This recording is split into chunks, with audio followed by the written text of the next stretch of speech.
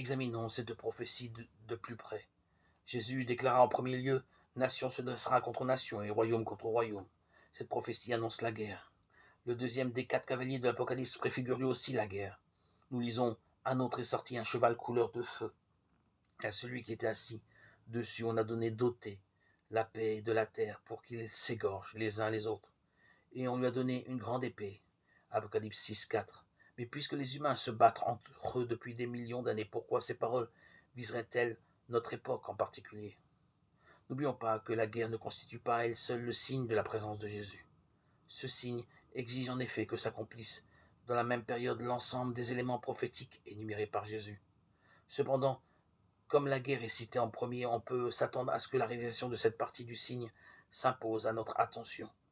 Et force est d'admettre que les guerres du XXe siècle sont sans précédent.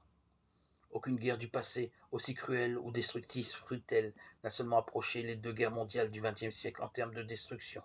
La première coûta la vie à environ 14 millions de personnes, chiffre supérieur à la population de nombreux pays. Il ne fait aucun doute qu'on a donné à ce cavalier d'ôter la paix de la terre pour qu'ils s'égorgent les uns les autres. Selon la prophétie, le personnage guerrier, qui est le deuxième cavalier de l'Apocalypse, reçoit une grande épée. À quoi correspond-il? Au perfectionnement extrême des armes de guerre, grâce aux chars, à l'avion, au gaz de combat, aux sous-marins, à une artillerie capable d'envoyer des obus à plusieurs kilomètres, l'homme devint plus habile à tuer son semblable. Depuis le premier conflit planétaire, les communications radio, les radars, les fusils sophistiqués, les armes chimiques et bactériologiques, les lance-flammes, le napalm, de nouveaux types de bombes, les missiles balistiques intercontinentaux, les sous-marins nucléaires, les avions de haute technologie et d'énormes cuirassés ont rendu la grande épée plus destructrice encore.